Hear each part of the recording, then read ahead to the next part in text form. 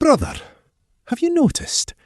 Every time a new AI is released, the first question people ask is this the best one? Strange, isn't it? We never ask, what was it built for? Perhaps that's where the confusion begins. Okay, have you looked at the AI landscape lately? I mean, it is an absolute explosion of choices right now. We've got ChatGPT, Claude, Gemini, Copilot, Perplexity, NotebookLM, Grok, and honestly, that's just scratching the surface. It feels like every single week there's a new update, a massive new feature, and some new influencer telling you that if you don't switch to their favorite tool today, you're literally gonna fall behind. It's creating massive cognitive load, right? Just pure choice overload. Well, my mission in this explainer is to completely cut through all that noise. We're gonna look strictly at the research and the reality of how these tools actually function in everyday workflows, so we can figure out exactly which AI you should actually use. Because of this totally overwhelming landscape, everyone is frantically asking this exact same question: which AI is actually best? We're treating it like we're out shopping for a new TV, just looking for the single model with the highest specs that beats out all the others. But here's the secret the AI industry doesn't really broadcast. Asking which AI is best is fundamentally the wrong question.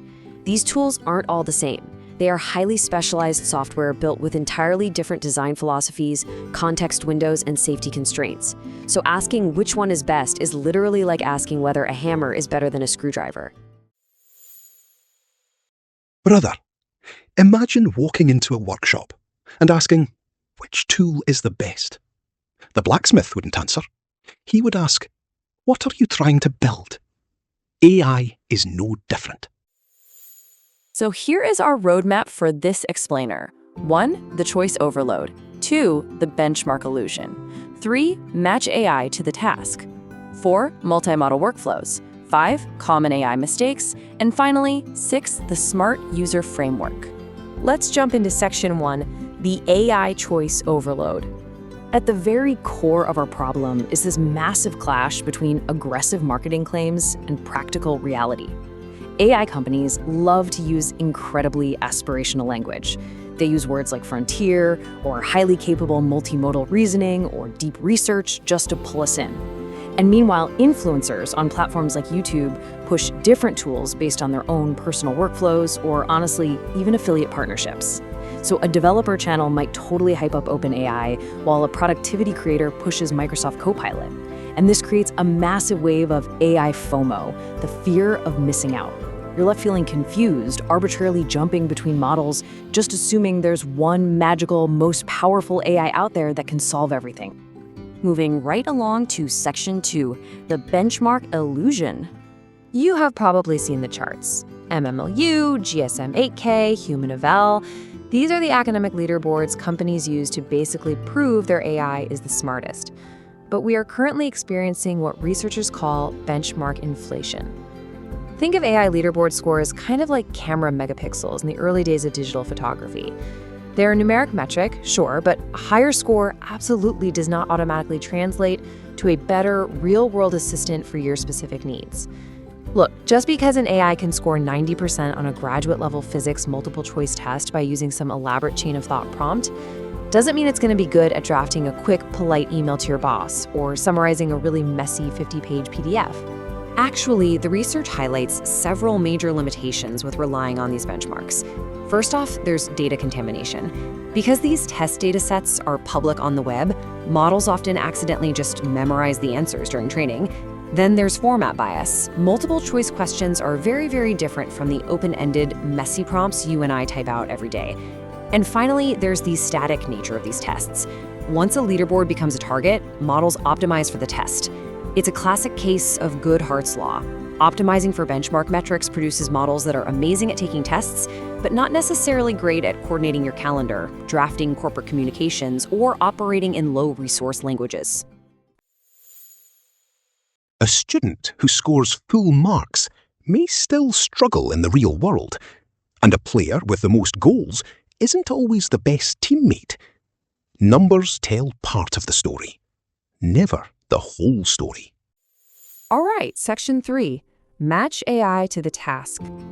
We have to fundamentally shift our thinking from who is the smartest to who is the best fit for this specific job, because different models excel at entirely different tasks.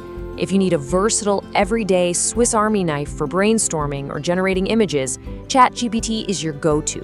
But if you're doing long-form writing, like drafting a careful business memo, Claude is widely considered superior because it has incredibly strong tone control and nuanced rewriting. It won't sound like a generic robot. Need deep research with actual cited facts? Perplexity is your absolute best bet. Trying to study complex PDFs or lecture notes? NotebookLM is amazing because it grounds its answers strictly in what you upload. And if you are heavily embedded in corporate ecosystems, Gemini really shines inside Google Workspace, while Copilot is custom built to synthesize your Microsoft 365 emails and documents. Finally, for monitoring fast-moving cultural conversations and real-time social data, Grok leverages its direct integration with X. Notice something. None of these tools are competing. They're cooperating. Only humans insist on choosing a winner. To really master this landscape, we have to understand the fundamental architectural differences under the hood. We need to contrast static chatbots with search-augmented assistants.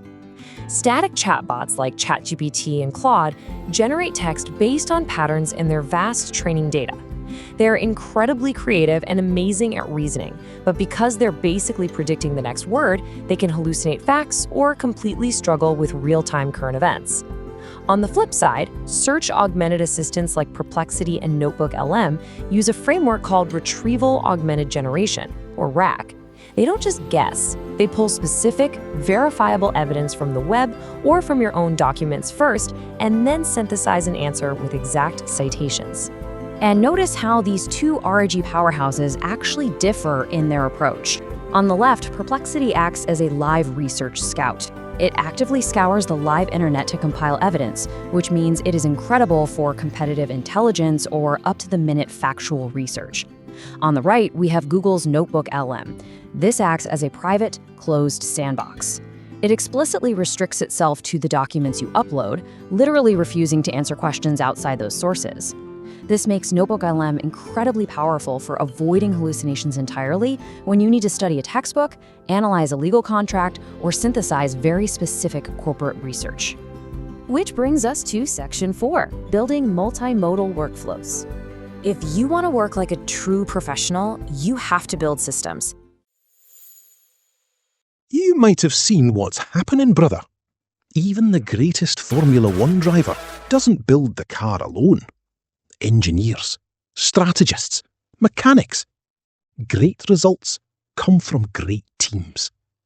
AI works the same way. You need to act like a manager, utilizing the division of labor. I mean, you wouldn't ask your researcher to design the graphics, and you wouldn't ask your graphic designer to write a legal brief, right? So here is a super powerful real-world workflow that chains tools together based on their actual strengths. Step 1, use Perplexity as your research scout. You have a complex topic, so ask Perplexity to scour the web, find the best reports, and verify the facts with citations. Step 2, take those verified reports and PDFs and drop them straight into NotebookLM. NotebookLM acts as your evidence organizer, generating a structured study guide, a timeline, or an audio overview that is strictly grounded in those facts. Step 3, take that perfectly organized research and hand it over to Claude.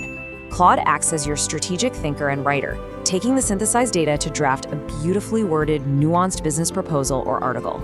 You have literally just eliminated hallucinations while maximizing writing quality. It's a total game changer. Or let's look at a workflow specifically for corporate and educational settings.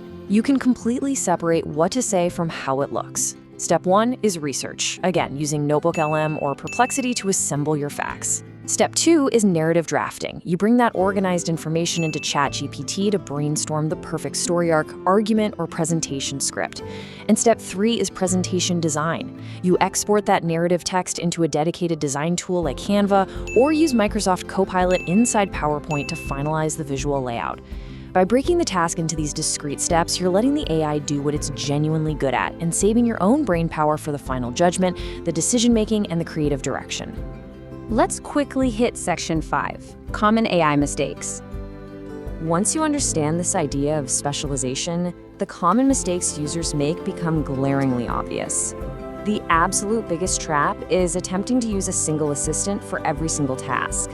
If you use ChatGPT to study a complex 100-page legal PDF, you might get a massive hallucination when NotebookLM was clearly the right tool for the job. Another huge trap is rapidly switching tools based purely on hype. Moving from Gemini to Claude to Grok just because a new leaderboard dropped, without actually evaluating if your daily output improved, that just creates unnecessary cognitive friction.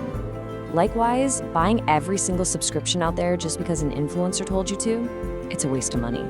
Don't chase the hype, folks. Chase the utility for your specific workflow. And finally, Section 6, the Smart User Framework. To cut through all the confusion we've talked about today, I want you to remember this really simple 3-step sequence. JOB, stack, test. Always, always start with the job. What are you actually trying to do? Are you brainstorming ideas, analyzing a private document, or writing code? Once you know the job, then you build the stack. Pick the specialized tools whose design philosophy matches that specific task. Claude for writing, Perplexity for live research, Copilot for Microsoft integration. And lastly, test. Evaluate these models on your actual, messy, real-world daily work. Please, do not look at abstract leaderboard charts or academic scoreboards. The only benchmark that actually matters is whether the tool successfully accelerates your specific task. I want to leave you with this final, somewhat provocative thought. As the AI landscape continues to explode with new updates and new models, you can safely ignore the noise. Stop searching for the perfect, universally best AI. It simply doesn't exist. Instead, focus entirely on division of labor. The smartest AI users don't have the best AI. They have the best workflow. So my question to you is, are you ready to stop chasing those leaderboards and start building your own system? Knowledge gives you more tools. Wisdom tells you when not to use them. Don't ask which AI is the best. Ask which AI makes this work easier. That's a much better question. So, brother, got a question about AI? Ask the head.